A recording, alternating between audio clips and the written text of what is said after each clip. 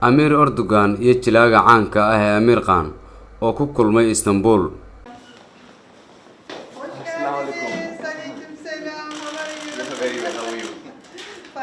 kusoo dhawaada daawadayaal channelkeena Carab 24 qodob xiiso leh ayaan idiin soo gudbin doonaa bal marka hore subscribe dheh share oo la wadaaga saxaabta ra'yigaagana hoos inagula wadaaga qaybta commentiga mahadsanidin. jilaaga caanka ah ee Bollywoodka Amir Khan ayaa Turkiga ku sugan si uu halkaasi ugu sameeyo filimka lagu magacaabo Lal Side. jilaagan ayaa Turkiga ku sugnaa toddobaadyadii la soo dhaafay isagoo halkaasina ka raadinayay meel uu ku dhameystiro filim oo sameyntiisa hore ugu socotay kaasi oo la sameeyay sanadkii 1994. jiliinka filimkan cusub ayaa la joojiyay kadib markii cudurka coronavirus uu ka dilaacay Hindiya. qaybaha hore ee muuqaalka waxaa lagu sameeyay Hindiya.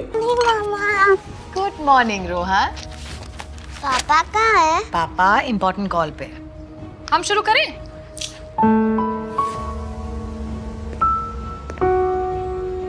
Good morning, guys. Morning. What's for breakfast? French toast. Wow. हाँ पापा your favorite.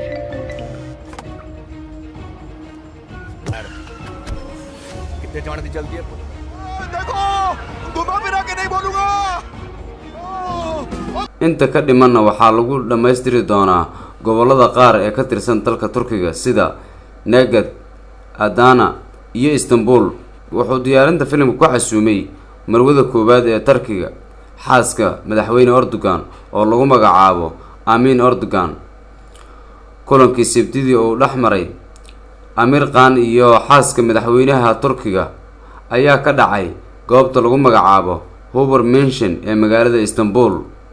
wuxuu jilaaga Bollywoodka uga sheekeeyay xaaska Erdogan arrimo ku saabsan bilaabidda mashruuca la xiriira mas'uuliyadda bulshada sida hay'adda biyaha taas oo ay aasaastay xaaskiisa Kiron si ay biyo u gaarsiiso meelaha abaartu ay saameysay ee dalka Hindiya sida ay ku warameen qaar ka mid ah warbaahinta Turkiga iyo Hindiya.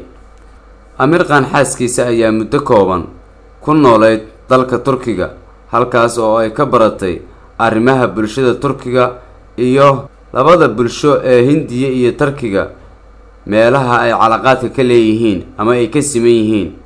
Amir Khan wuxuu sheegay in mashruuca koowaad ay wato marwada koowaad ee Turkiga kaasi oo bulshada muhiim u ah iyo arrimaha gargaarka degdegga ah sida lagu qoray wargeyska Daily Sabah ee ka soo baxa dalkaasi Turkiga.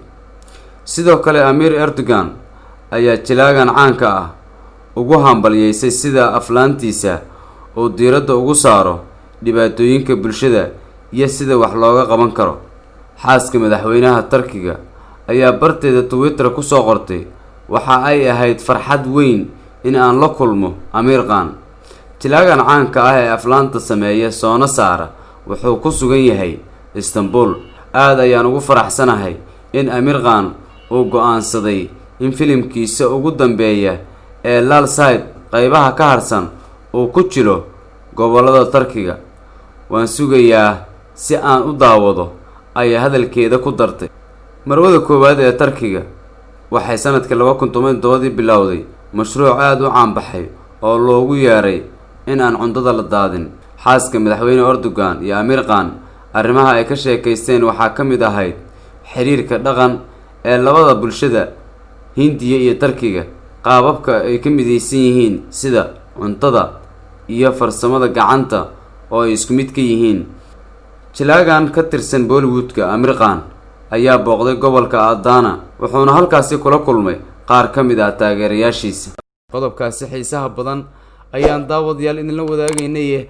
hadda sidii ballantii ahaa subscribe dhaha share dhaha oo la wadaaga asxaabta mahadsanidin.